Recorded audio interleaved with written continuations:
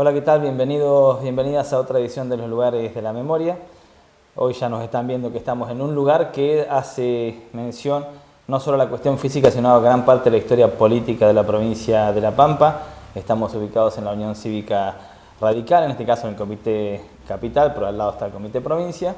Vamos a contarles, tratar de aproximarnos un poco a divulgar cómo fue el nacimiento del radicalismo aquí en la provincia de La Pampa en sus distintas etapas. Hay que decir que se lo sitúa más o menos como el inicio del gobierno de Hipólito Yrigoyen allá en 1916 como una cuestión formal, pero va a haber participación de dirigentes radicales en las elecciones de aquel tiempo en el territorio de La Pampa, en las comunas, en los consejos deliberantes. Varios de esos dirigentes se van a presentar incluso en 1913 y van a ir ocupando distintos espacios institucionales. Pero no les voy a hablar yo, sino que me acompaña Silvia Crocetti, docente, investigadora y además dirigente de las Mujeres Radicales. Silvia, ¿cómo andás? Muy bien, gracias. Más o menos es el inicio. Hay un inicio formal ubicado en mayo del 16 del radicalismo, pero 3, 4 años antes ya estaban siendo parte de la vida política de este territorio provincial, que es el territorio nacional. Bien, nosotros, como todos sabemos, yo supongo que todos sabemos, Sí. éramos territorio nacional. Y esa etapa territoriana había una ciudadanía a medias, porque el derecho al voto, que era para los varones Claro. solamente, no existía. Solamente los pampeanos, varones, podían elegir en el ámbito comunal. Debo decir que no solo votaban los nativos, los argentinos y pampeanos, sino también votaban los extranjeros para el ámbito comunal. Desde, la historia de la UCR es muy larga, atraviesa todo el siglo XX y lo que va del XXI. En La Pampa no tenemos un archivo de la Unión Cívica Radical, lamentablemente, porque el largo arco temporal, los sucesivos golpes militares y la escisión en el año 58 en Unión Cívica Radical del Pueblo y Unión Cívica Radical Intransigente. Con lo cual, armar esta historia ha sido todo un desafío para muchos historiadores profesionales y también para el propio partido como institución. Que se la han ingeniado bastante bien, digo, por la universidad. Desde la universidad han salido varios trabajos. Han salido, por suerte, desde y ahora mucho tiempo y hasta ahora también. Sí, están saliendo otros más. Los historiadores nos ingeniamos para hurgar determinadas cosas. Hace muchos años realicé este trabajo, el radicalismo a diario, que era es de la década del 90, una compilación de periódicos de todo el territorio nacional de La Pampa, algunas copias, otros escáner, donde qué respuestas encontré. Desde 1912 ya había grupos de personas acá en La Pampa que se autodefinían como radicales, como irigoyenistas, como seguidores de las políticas de este gran político, de las ideas de este político, que luego ocupó la presidencia de la Nación. Cuando Irigoyen llega a la presidencia de la Nación, allí formalmente nace el partido como Unión Cívica Radical. Una decisión que tiene él de extender el partido en todo el territorio, por eso es concurrente con su presidencia. Exactamente, es concurrente, y lo interesante es qué estructura toma ese partido. Claro. Toma una estructura de un modelo de comités locales, de comités distritales, en este caso el comité territorial, y delegados al comité nacional. Ese largo periodo, que va desde el 16 hasta el 51, los radicales se presentan a elecciones en casi todas las comunas. Una de las características que hemos podido reconstruir históricamente es que en todo el territorio de La Pampa había un comité. Sí. Entonces, un comité y un periódico. Pero además hubo una política de armar un departamental y después ir armando comités distritales. Comités distritales. Esto es extraordinario. Y la prensa propia. ¿Verdad? Y la prensa propia. Entonces, hay prensa partidaria, con dirigentes importantes, con muchas visiones sobre la misma realidad. Las internas es parte constitutiva, o la libertad de pensamiento dentro de la UCR, y la lucha por controlar las comunas. Sí, a su vez hay que decir que en las dos instancias o tres oleadas de intentos de provincialización, ya había radicales en las del principio del siglo XX y por supuesto en finalización ya en el 57, 51, pero ya desde el principio el radicalismo tomó como la autonomía como bandera. Exactamente, eso era lo que los diferenció siempre a los radicales de los socialistas. Claro. Este libro, que no sé si lo canto, que hizo Sí. Antonio Berongaray, Pacheco trabajó mucho el tema de la provincialización y la autonomía. Él lo define como un trabajo muy, muy interesante historiográficamente, como la gran deuda del socialismo que no interpretó esa hora histórica. En esta lucha colectiva tan importante que fue la lucha por la provincialización, el radicalismo, toda esa estructura la pone a disposición del movimiento provincialista. Claro. Está todo el trabajo de Isaola Roldán que recorren y si analizamos los nombres, son los primeros provincialistas, en su gran mayoría eran radicales. Esto le da una movilidad, un ideario que los une de luchar por esto, por la provincialización, primero con la historia de la capital, la nueva provincia con capital en Bahía Blanca, o la provincia de La Pampa, y una postura ideológica muy interesante en contra de los sectores conservadores, porque el conservadurismo no quería la provincialización. De hecho, Irigoyen presenta un proyecto ante el Congreso donde, lamentablemente para La Pampa, ese proyecto se pierde. Para hacer por la provincialización. Para hacer el movimiento Pampa Provincia. Esto entusiasma mucho a la juventud pampeana. Hay una juventud provincialista. Y una cosa que es importante destacar es la territorialidad de este movimiento. Es interesantísimo, esto hay que seguirlo estudiando, que pueblos muy pequeños, vos pensás Alta Italia en 1920, por decirte algo. Son pocos hoy. Son pocos hoy. Rancul 1922, ya había comités y comité provincialista. Claro. Hay una juventud muy entusiasta que participa de unas giras, las llamaban así, giras distritales, sumamente importante. En paralelo aparece un ingrediente también dentro del radicalismo, y yo me siento heredera de eso, que son las mujeres. Claro. Las elecciones eran más o menos secretas. Sí, no, bueno, está bien. Claro. Esto Asquini ha trabajado mucho sobre los caudillos y demás, pero la década infame. Entonces el padrón era voluntario, había que inscribir a los varones para que votasen, porque el voto para los territorios no estaba arreglado.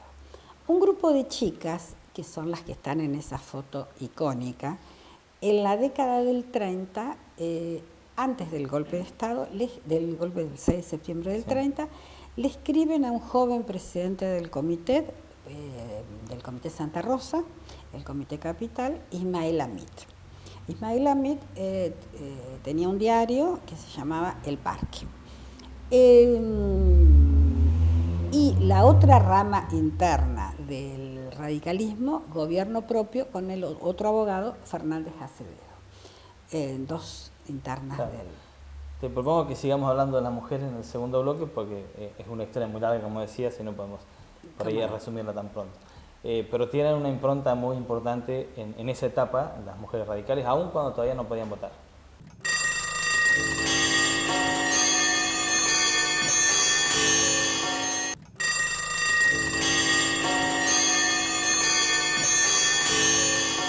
Bien, volvemos a este segundo bloque, los lugares de la memoria. Les decíamos, estaba contando Silvia, que nos acompaña en este programa, que las mujeres tenían un rol importante. Empezaron con mandarle una carta a un joven Ismael Amit. Sí, diciéndole que querían participar en política. Cuando el voto no estaba permitido. El voto no estaba permitido y había algunos atisbos a nivel nacional de mujeres socialistas, claro, y de mujeres radicales y de otros grupos políticos que pedían por el voto. las mujeres radicales ya desde la revolución, en Buenos Aires desde 1890, claro, estaban desde la Revolución del Parque, Elvira Rawson, que ya era radical y era médica, ya estaba trabajando. Pero bueno, no sabemos, aparte pensemos las comunicaciones en ese momento. Estas mujeres, que eran muy jóvenes, es muy interesante que son hijas de dirigentes radicales.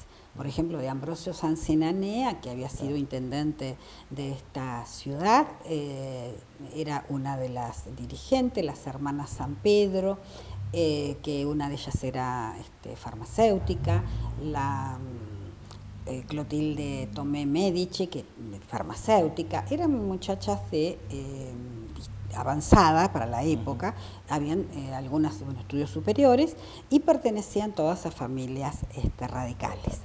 Eran muy jóvenes y muy osadas. Le piden participar en política a Mitt. A Mitt y al resto del Comité Capital les dice que vayan a la biblioteca a trabajar, a prestar servicios en la biblioteca y ayudar a los niños en tareas escolares.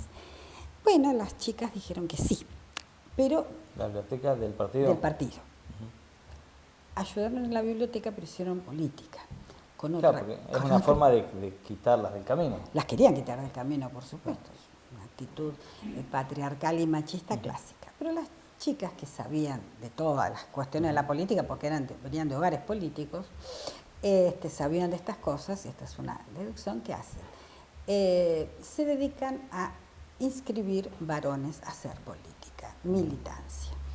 Y salen, no tengo documentación, pero salen a la calle a inscribir hombres para las elecciones. Esto para este padrón que era para voluntario. Este padrón voluntario. Esto causa un revuelo en la pequeña ciudad de Santa Rosa, porque estas chicas manejaban automóviles y andaban por los boliches. Claro. Algo por las periferias, o sea, por la avenida Luro y Pueyrredón, que era la periferia. Claro. Y otros. Y el diario Germinal, el periódico socialista, las condena. Hay una condena política y una condena moral sobre estas muchachas osadas que iban a hacer mitines a los boliches. Al boliche El Ciruelo y otros de las periferias, donde los inscribían a los varones. Esto es tomado como un cachetazo por parte de los varones, pero también necesitaban de la militancia, o sea, no las condenan directamente. Claro. Entonces, y hay una tensa calma entre Amiti y Fernández Acevedo. El que más importancia le da es Fernández Acevedo, donde por él sabemos los nombres de todas estas mujeres y todo el accionar y la cuestión de hablar en público, a tal punto que llegan a pedir la tribuna. La década del 30 estoy hablando. Piden la tribuna para hacer uso de la palabra. Sí, hay registros que dicen que además lo hacían muy bien. Exactamente. Y hay algunos textos de Clotilde Tomé, que evidentemente leía el discurso, que su nieta Glenda me los ha acercado, que era una oratoria excelente, una oratoria política, donde ellas hablaban del derecho de la Pampa a ser declarada provincia por todas las cuestiones impositivas, por todos los derechos al voto que perdíamos y de los derechos de las mujeres. Y ya tenían conocimiento de las correligionarias de San Juan, que fueron las primeras en hacer ese simulacro de voto y de luchar por el voto. Tenían una clara conciencia cívica y la militancia la hacían con toda la picardía de la militancia. Iban a todos los asados que se hacían en los montes de Toay. Ellas eran las que servían el asado. Hay fotos, que hay una casa Maqueira de acá de Santa Rosa, una casa de fotografía que hace una especie de postales donde eso se repartía, y estas muchachas, que evidentemente alguna de las hijas de Selmira Sancinanea dice, bueno, eran vistas medio con pavor, claro. Logran en la década del 30 mantener el partido. Ellas logran incluso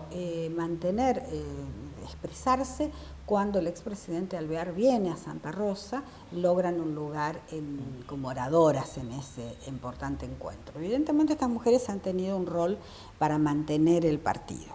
Es muy interesante que ellas tienen un rol muy importante, el radicalismo las reconoce más. Las deja, por lo menos las deja. Las deja. Claro.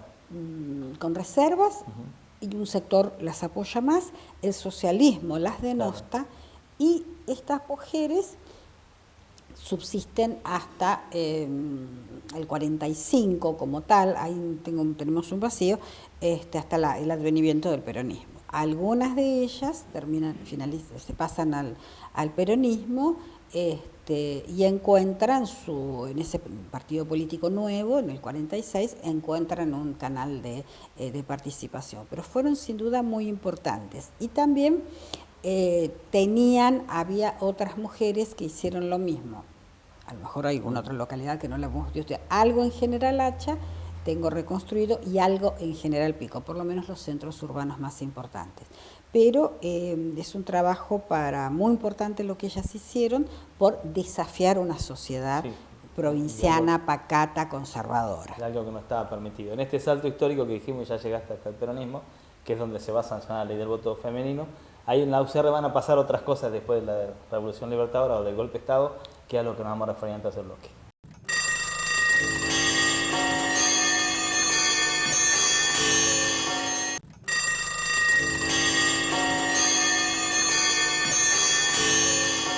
Bien, en este breve repaso que estamos haciendo de cómo nació la UCR, y es muy breve porque es una cuestión de divulgación y por los tiempos, estamos ya voto femenino, gobierno peronista, va a haber el golpe de Estado, la mal llamada Revolución Libertadora para los peronistas, que le dicen Revolución Fusiladora, es un golpe de Estado, nombre sé cómo se nombre. Sí.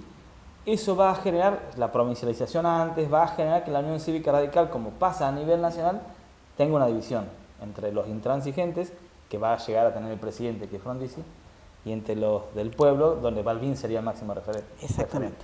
Que también toca en La Pampa. Exactamente. Ese proceso que pasa a nivel país, la división del partido, una decisión que se considera a la UCRI, otros no, el licenciado Román Molín escribió una tesis de licenciatura en Historia acá en la Universidad Nacional de La Pampa, muy interesante, sobre la conformación de la Unión Cívica Radical del Pueblo. Este trabajo es muy importante, es una tesis, que con todo el rigor histórico, el autor analiza cantidad de fuentes, hace un recorrido por toda La Pampa, y por distintos tipos de archivos. Molín, como todos, es abogado, así que hace un recorrido por los archivos judiciales, muy pormenorizado, y este libro sumamente importante para poder reconstruir el periodo también. Claro. Porque es un periodo donde el peronismo es un partido proscripto, entonces también tenemos algunos datos sobre cómo los peronistas... Sí, que además hay que decir que la UCR del Pueblo, que si bien no era la mayoritaria, porque digamos, va a ser Ismael Hamid elegido gobernador por la UCRI, la UCR en algunos casos no participando de las elecciones, la UCR del Pueblo, pero va a ser la que termina con esta personalidad, la actual hoy, digamos, es la que por ahí menos cargos ocupó o menos formalidad, porque el gobernador lo puso la otra facción, pero es la que le dio continuidad jurídica a este radicalismo. A este radicalismo. Le sacaron la P, digamos, para la Unión Cívica Radical. Exactamente, esta Unión Cívica Radical de hoy, que se reorganiza a partir del 82, del 83, es la vieja Unión Cívica Radical del Pueblo. El propio Hamid, que había sido elegido como radical intransigente, va a formar el MOFEPA en el 71, se va a presentar en el 73 para la última elección y después va a formar el MOFEPA. Exactamente. Es un proceso breve, pero si se quiere más importante para la actualidad, porque estos hacedores de la UCR del Pueblo, donde están apellidos muy conocidos, Torroa, Berengaray, son los que después terminan formando el Partido Democrático ya con la vuelta de la democracia en el 83. Sí, es muy interesante como el tema. Por un lado tenemos como un sector liderado por Ismael Hamid, aparte Hamid fue una figura nacional en la Convención de Tucumán, liderando el frondicismo en ese modelo de desarrollo. Él fue el interventor designado por el presidente Frondizi, y no solo eso, sino que él armó la UCRI. Los viejos radicales, porque así no era que fueran tan mayores, sintieron esto como un desgarro muy importante, esta decisión. Hamid gana todas estas elecciones, porque gana las elecciones. Con el peronismo proscripto y a veces solo presentándose solo, como pasa. Exactamente. La elección de gobernador, digamos. La elección de gobernador. Digo, la UCR del Pueblo no se presenta, el Partido Socialista tampoco, hay un boicot a esa elección. Exactamente. Pero la Unión Cívica Radical tiene esas cuestiones del pueblo, me voy a referir que eso es lo que trabaja Román, que es un libro del cual invito a la lectura, se presenta, justo acá tengo, para sostener a la fórmula Balbín del Castillo. Claro. Eso da cuenta y se presenta en todos los pueblos con votos, por ahí pero muy pocos, ya votan las mujeres, sí. Por ahí en algunos lugares tienen pocos votos, pero sigue estando. Lo que es el radicalismo del pueblo, y esto lo destaca esta tesis que acabo de terminar de leer, es la institucionalidad del partido. Eso lo salvó, eso es lo que salvó al radicalismo, y después la UCRI tiene otro camino y deja de ser UCRI porque pasa a ser MOFEPA. MOFEPA a nivel nacional, la ley hace el partido intransigente. Sí, entonces se pierde. Pero en este radicalismo que tiene mucho que ver con el unionismo y demás, está esta cuestión, ellos rescatan a Crispiniano Fernández, que sería el fundador del partido acá en La Pampa, por eso lo sabemos. También provincialista en su momento. en toda su vida. Quieren rescatar esas raíces profundas de este radicalismo urbano, tanto urbano como rural. El radicalismo del pueblo tiene ese esquema original del partido moderno, que es del esquema americano, tiene un comité de provincia con sede en Santa Rosa, surge en el radicalismo del pueblo, no en Santa Rosa, sino en Quemú, con comités en todos los pueblos o prácticamente todos los pueblos. Esto lo lleva a que el radicalismo del pueblo pueda presentarse en la Convención Provincial sí. Constituyente de 1960 con candidatos propios, son todos varones, sí. Y son de distintos lugares de La Pampa. Claro. En la convención que se hace, porque hay que decir que en la anterior no se hace porque la dejan sin quórum. Exactamente. Que la deja la UCRI, ¿no? La UCRI deja sin quórum. Había sido quien había ganado, la dejaba sin quórum. Bueno, pero es la base aparte de eso sientan también la base de la Carta Orgánica, una cosa que ha tenido la UCR, que es la división de poderes republicanos, se expresan en la forma del partido. Exactamente, y tienen todos lo que es la asamblea de afiliados, la junta electoral, la estructura de un partido moderno. Claro. Silvia, bueno, queremos aproximar un poco a esta historia inicial del radicalismo de La Pampa, que no se puede agotar en este tiempo, simplemente agradecerte y difundir un poco cómo han sido estos principios. Sí, y por suerte tenemos bibliografía, te recomiendo que todo lo que es la etapa del 83, hay estudios muy interesantes, la doctora Marisa Moroni, Hernán Bacha, Bárbara Lucero han hecho trabajos sobre la transición del 83, han trabajado mucho, ya del 83 a la fecha tenemos archivos, y han trabajado muchísimo sobre esos archivos, eso es interesantísimo, hay una historia muy reciente, y también están los protagonistas. Sí, tal cual. Ya ahí soy protagonista porque en esos 40 años estaba acá. Silvia, gracias. Y gracias a todos ustedes por haber estado ahí. Nos reencontramos en una semana.